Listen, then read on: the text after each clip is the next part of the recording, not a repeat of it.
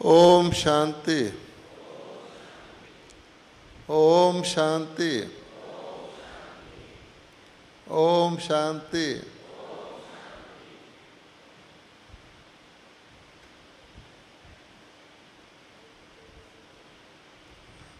ब्राह्मण जीवन की सबसे बड़ी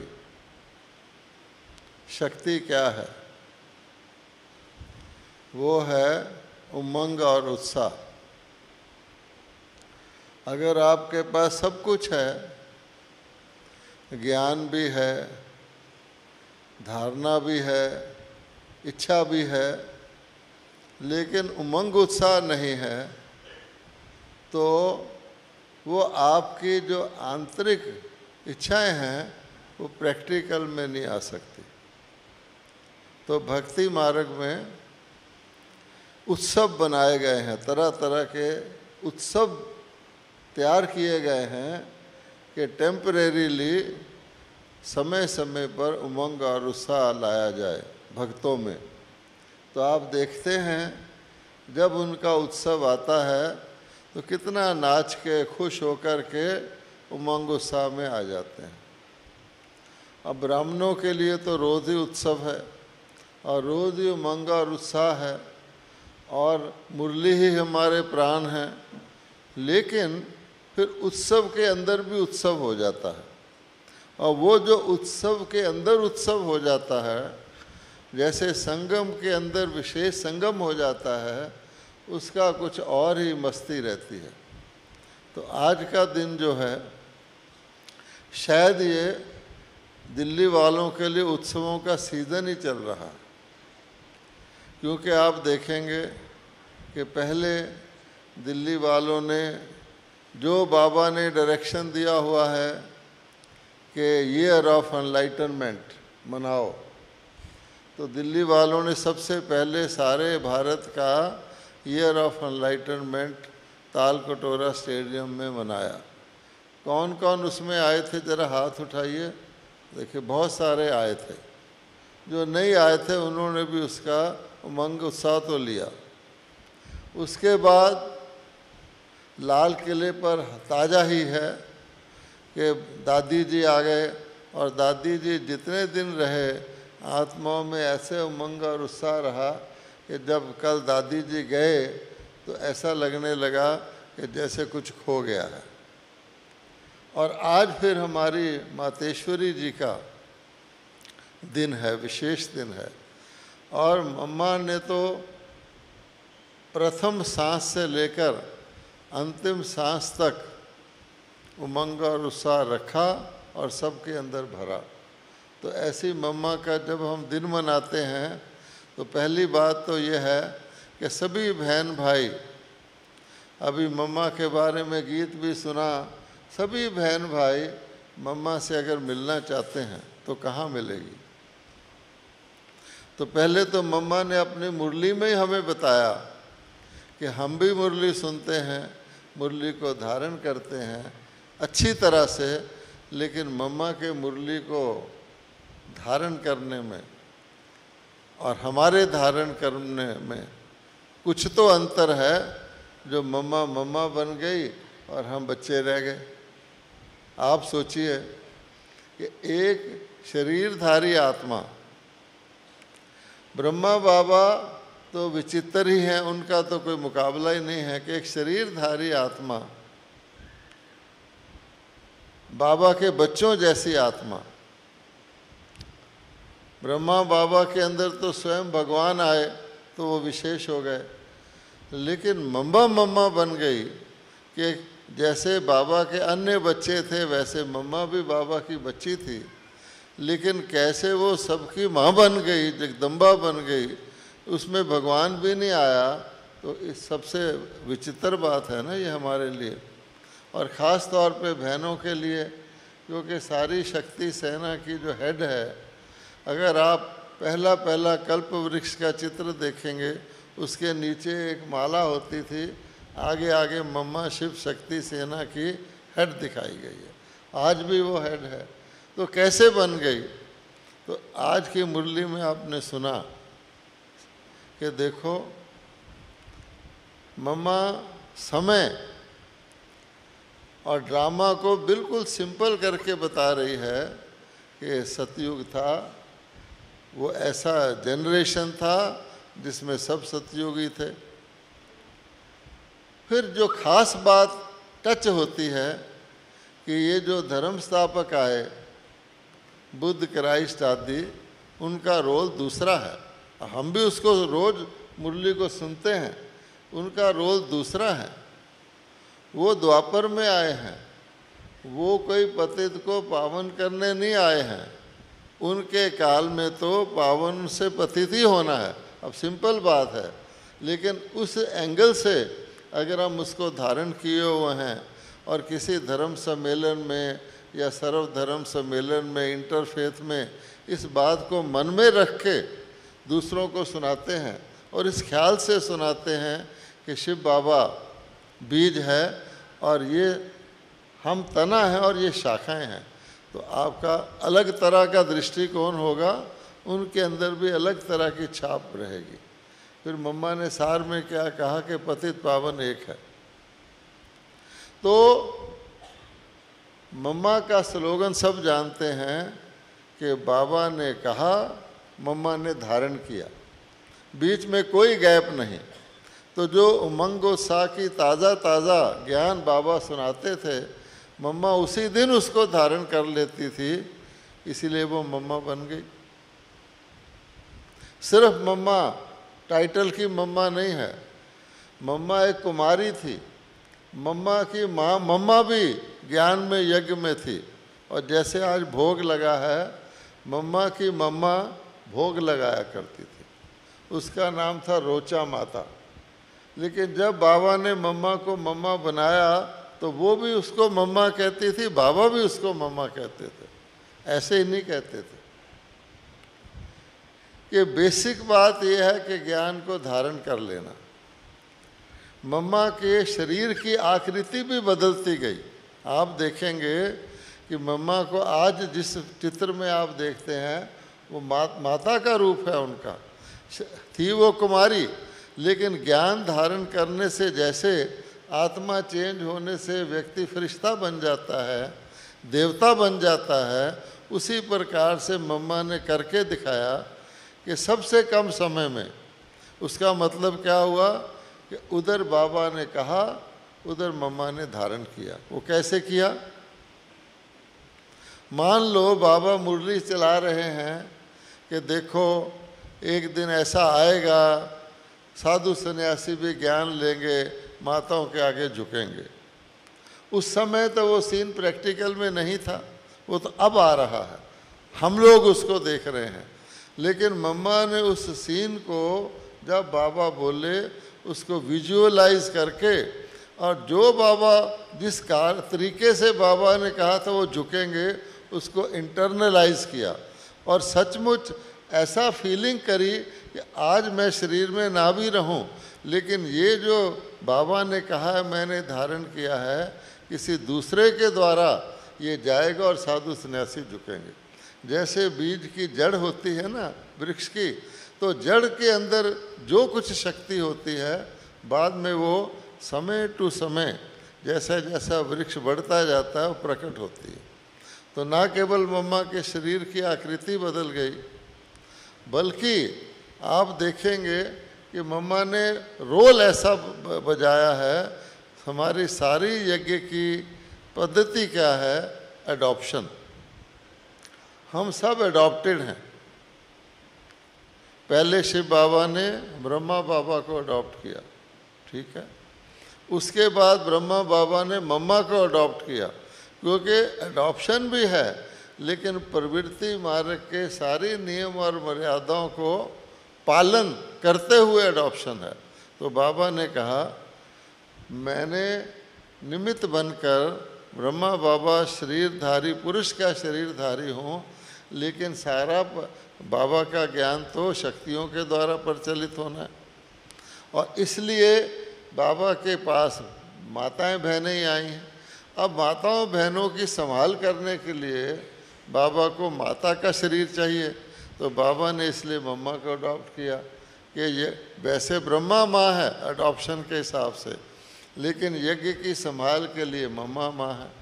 तो आप देखेंगे जैसे ब्रह्मा बाबा के 3 रूप दिखाए हुए हैं तीनों ही ब्रह्मा बाबा के फेस हैं, ब्रह्मा, विष्णु और शंकर। ब्रह्मा के द्वारा ज्ञान दे रहे हैं, विष्णु के द्वारा इतने यज्ञ की पालना कर रहे हैं।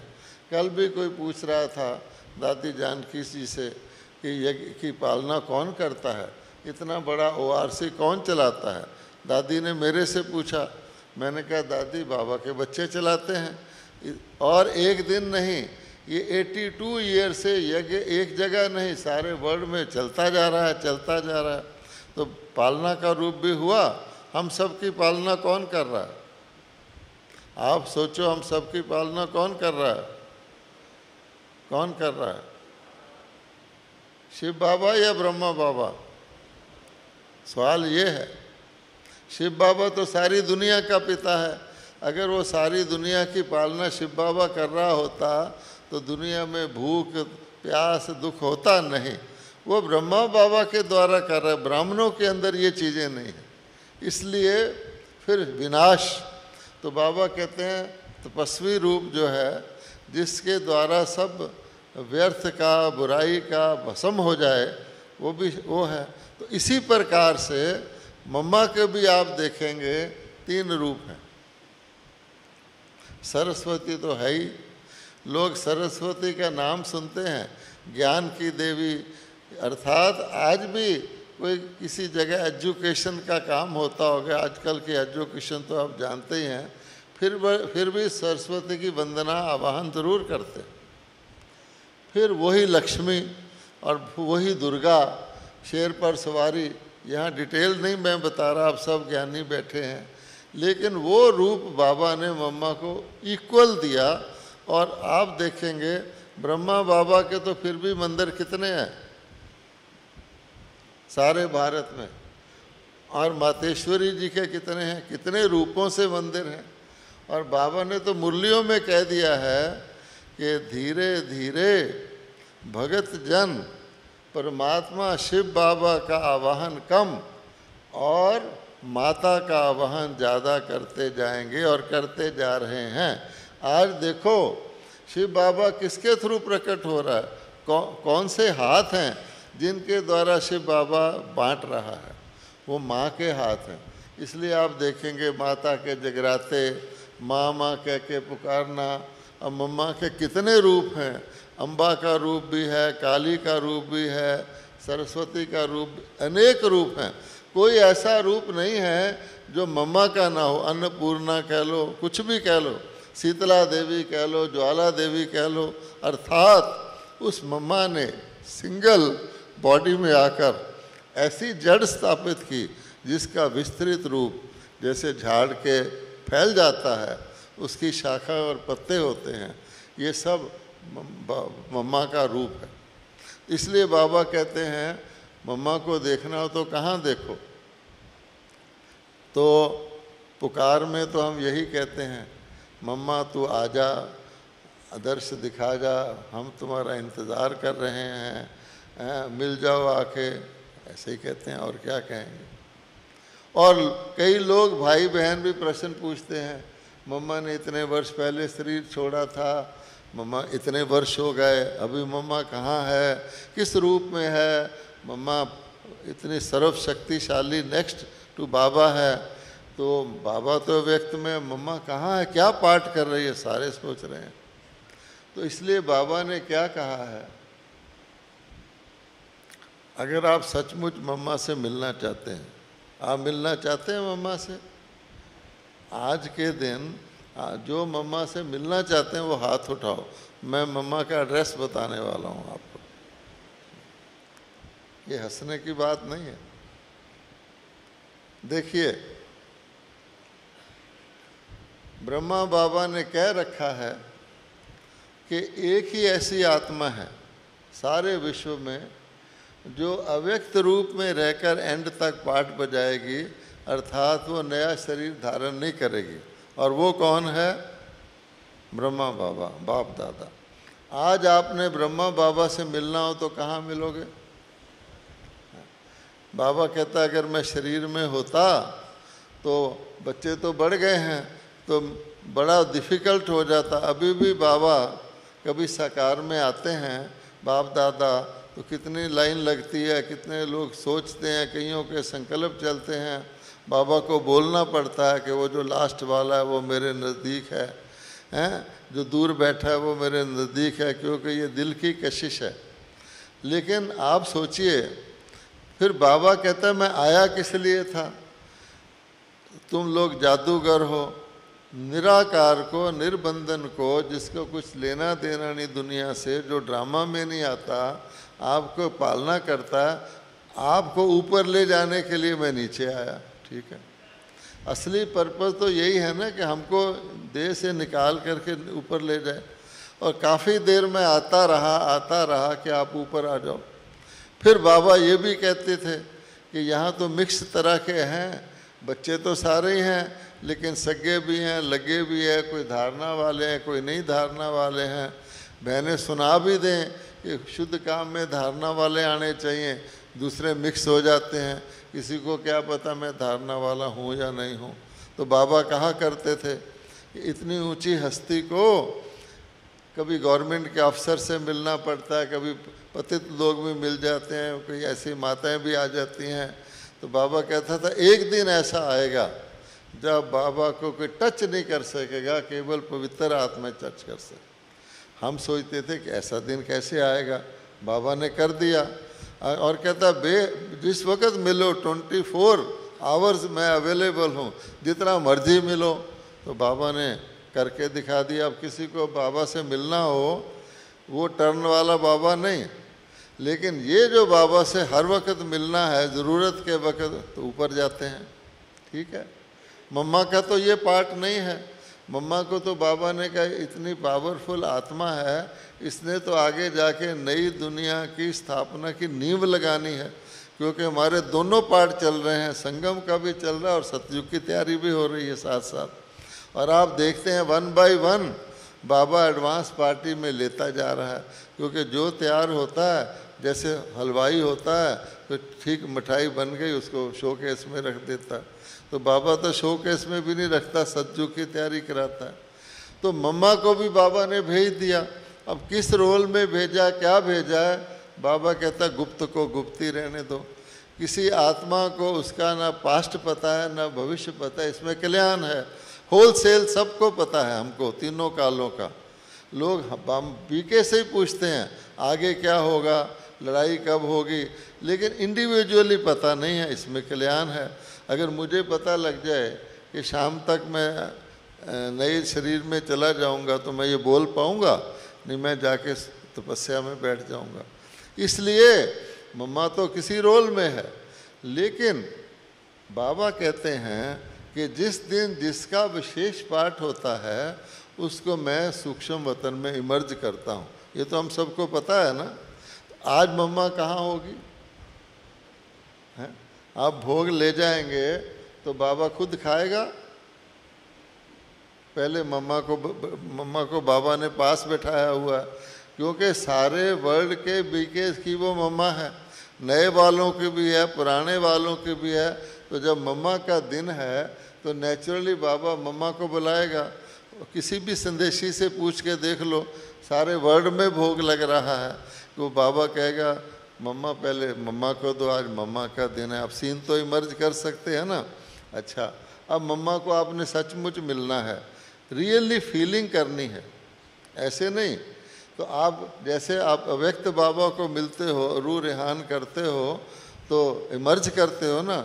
बाबा कहते हैं सब यहाँ से हटकर इमर्ज करो। और दुनिया में भी अज्ञान काल में भी हम इमर्ज करते रहते हैं कि नहीं करते रहते हैं।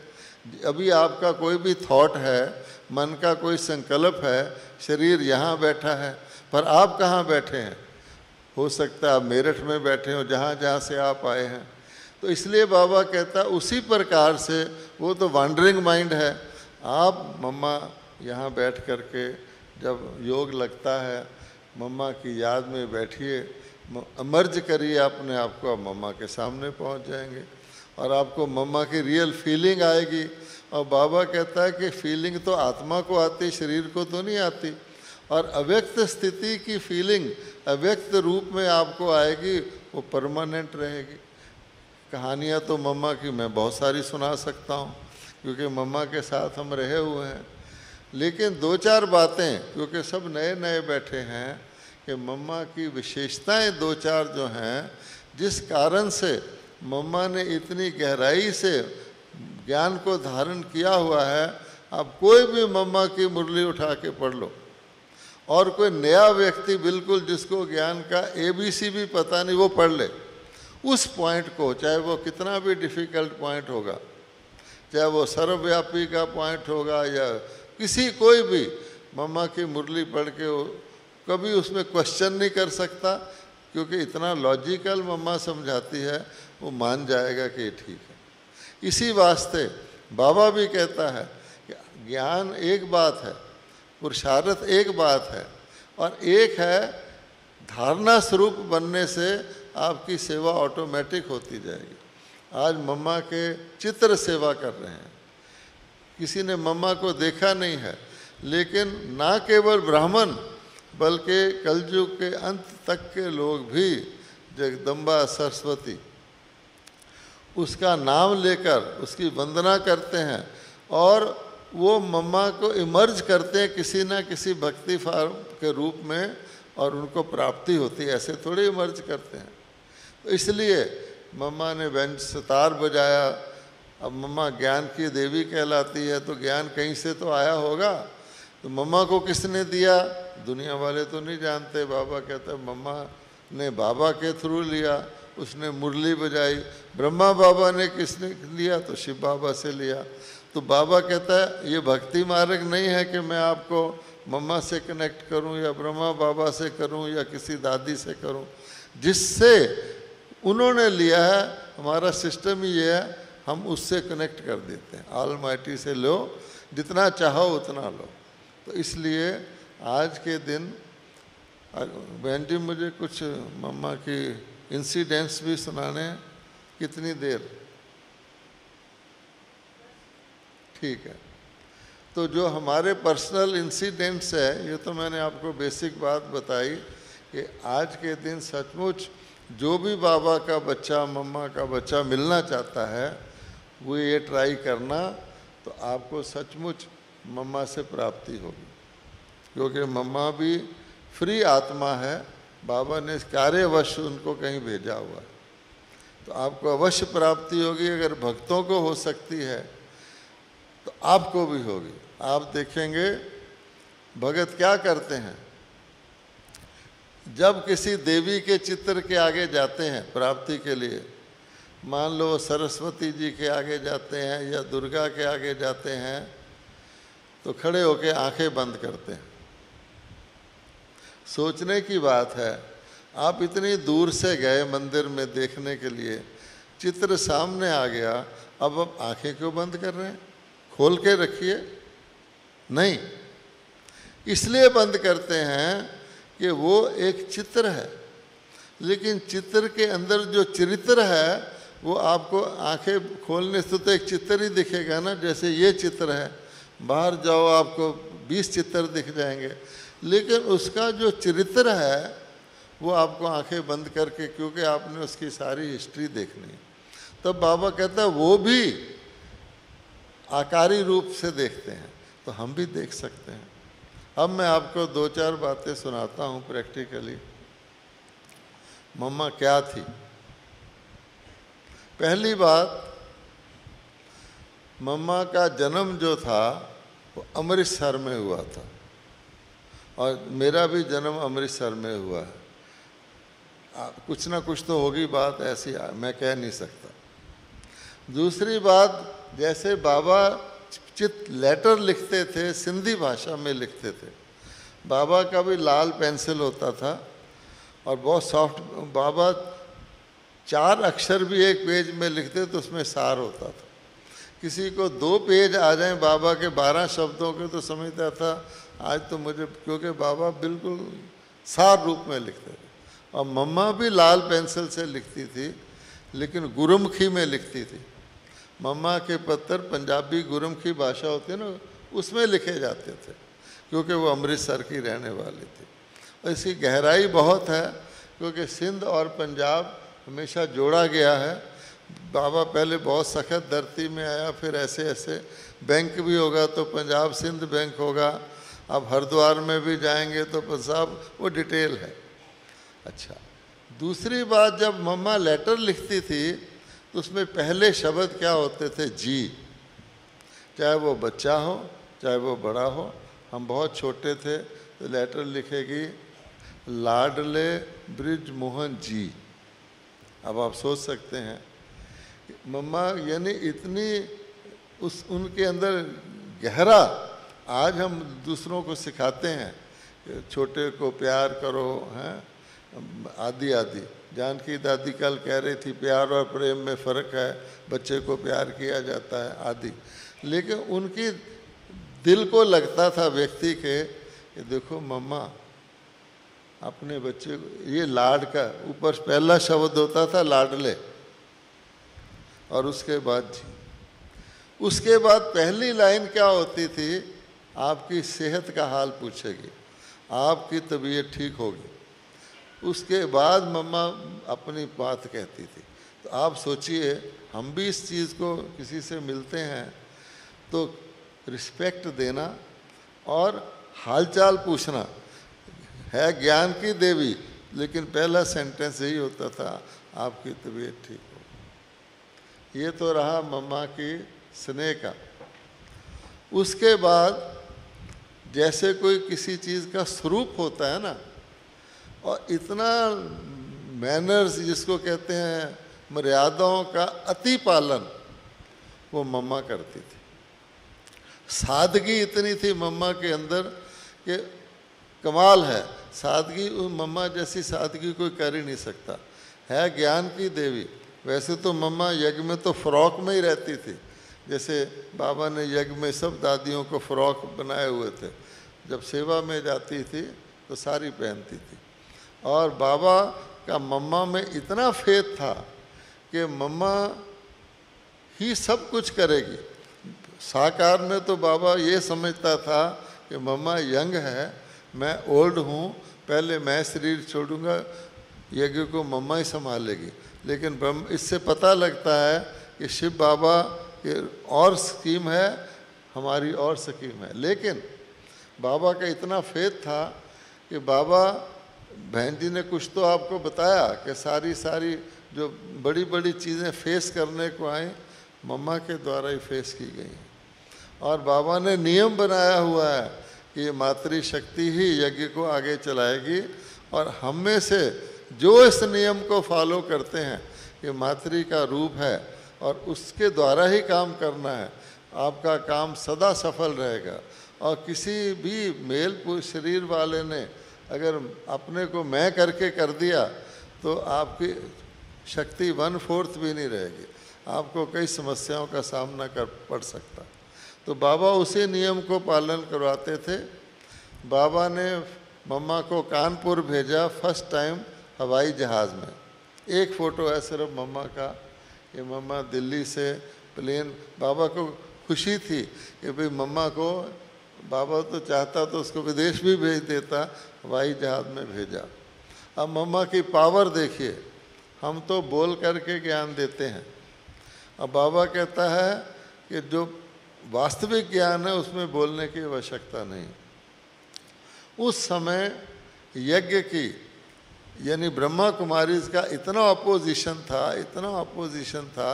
अब तो बेचारे अपोजिशन करते दब गए हैं, क्योंकि ब्रह्मा कुमारी विशाल हो गई है, धारणा स्वरूप हैं, इतना उनको दिखता है ईश्वर का कार्य है, उस वक़्त नहीं था।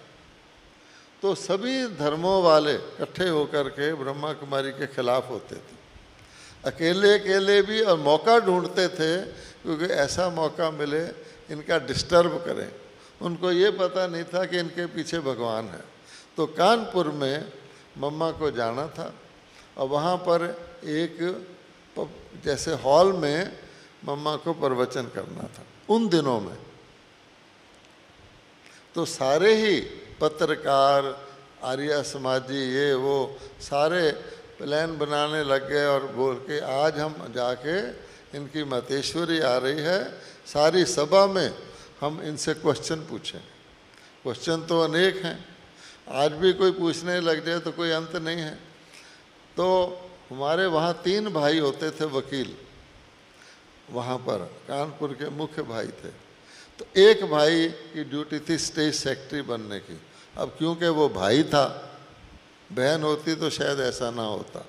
वो सोच में पड़ गया, देख रहा था कि इतनी ये लोग आ गए हैं, इतनी हलचल है, मम्मा आएगी तो पता नहीं क्या हो जाए, हैं। उसको चिंता लगी, नेचुरल लग गई, यज्ञ की रिस्पेक्ट का सवाल था।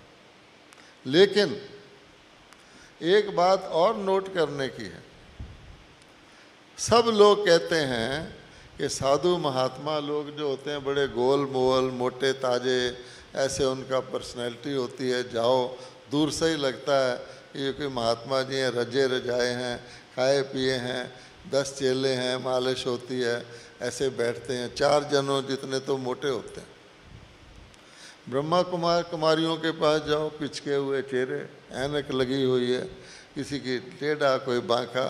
ये ज्ञान ईश्वरी ज्ञान है क्या? उसका प्रताप कहाँ है? ये क्वेश्चन था, आज भी है। लेकिन बाबा ने एक पर्सनैलिटी ऐसी रखी थी शुरू में ही, मम्मा, उसको कोई नहीं कह सकता था इस तरह से।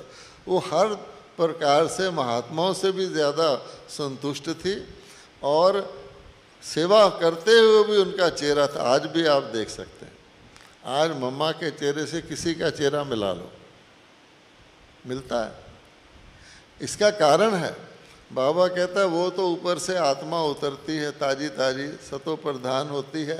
या तमो प्रधान दुनिया हो, उसका तो दिखना ही है, क्योंकि तमो प्रधान में महात्मा का सतो प्रधान है, उसको तो प्राप्ति सुख मिलना ही है कल युग में। लेकिन आप लोग, हम तो 84 का चक्कर लगाकर, द्वापर के सारे बोझ लेकर और अब का भी सारा कलयुगी बोझ लेकर प्रवृत्ति मार्ग में रहकर विक्रम विनाश कर रहे हैं। अपना भविष्य भी एक जन्म का नहीं बना रहे, उनका तो एक आध जन्म का है। मम्मा ने बता दिया आगे तो नीचे ही जाने हैं, तो फर्क होता है। तो इसके लिए हम फिर बैल का मिसाल देते थे कि जो बैल जोता जाता है किसी चीज़ में, वो पिचका हुआ होता है, और जो बैल खाली घूमता है उसको आप देखो। तो बाबा भी कहता था, उनको मुकाबला ही बाबा इनसे किया करता था। तो तब बाबा कहता है कि लेकिन बाबा ने मम्मा को बचा के रखा था, कि क्योंकि मम्मा को ऐसे नहीं बाबा ने उसको में जादू डाल दिया था, लेकिन मम्मा धारणा ही ऐसी करती थी कि जो हमारी लास्ट स्टेज है।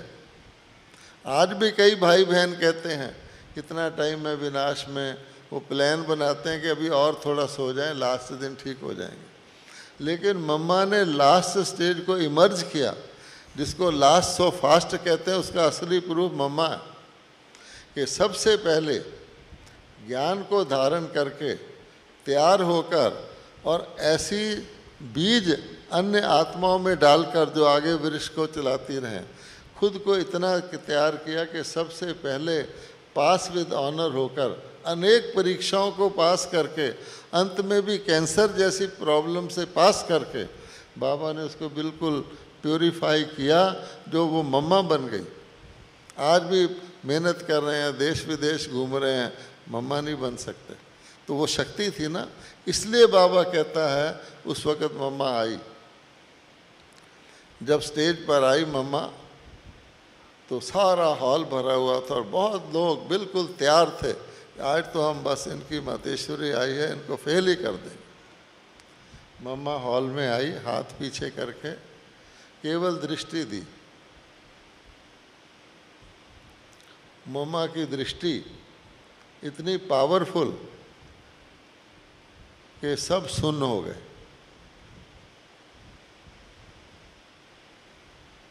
सुन्न हो गए, प्रश्न तो भूल गए। अब वो सोचने लगे ये साक्षात देवी है, इनसे कुछ सुन ले। कुछ हमारा भी ब्लेसिंग मिल जाए। सारा चेंज हो गया वातावरण। इस प्रकार की मम्मा थी। और हमने तो हमें बहुत सौभाग्य मिला है, जिस शहर में मैं नौकरी करता था उसमें भी मम्मा आई थी, और उसकी बड़ी लंबी चौड़ी हिस्ट्री है। लेकिन उसमें हमने मम्मा कैसे अन्य से व्यवहार करती है, क्या करती है, कैसे देखती है, हर चीज़। जब से मैं मम्मा को अम्बाला से ट्रेन में लेकर गया और वापस छोड़ने गया, वो पूरा एक ज़बरदस्त 4 घंटे बोलूँ तो वो समझ में आएगा। लेकिन सार ये है कि मम्मा वहाँ पहुँची। एक युगल, जो लुधियाना के पास एक जगह ललितों कला, वहाँ से साइकिल पर 80 मील है, युगल बैठ करके मम्मा से मिलने आया। ना उसने देखा है उसको, ना कुछ है। कौन सी शक्ति है। और उसकी बेटी आज सेंटर इंचार्ज एक विजय बहन है हिसार में या कहीं। तो कहने का भाव ये है कि ये है शक्ति। तो वो शक्ति आज हम उनका दिन मना रहे हैं। उनकी विशेषताएं किताबों में लिखी हुई हैं, उनकी बुक्स बनी हुई हैं, वो आप पढ़ें। लेकिन अगर आपने डायरेक्ट अनुभव करना हो तो आप योग में बैठकर न्यारे होकर, क्योंकि आपका, कई कहते हैं मेरी याद मम्मा तक पहुंचेगी कि नहीं पहुंचेगी, मुझे क्या पता। आपकी पहुंचे ना पहुंचे, पर मम्मा को तो पता है ना कि आप याद कर रहे हैं, इसलिए आप ही आपको खींच लेगी। ओम शांति।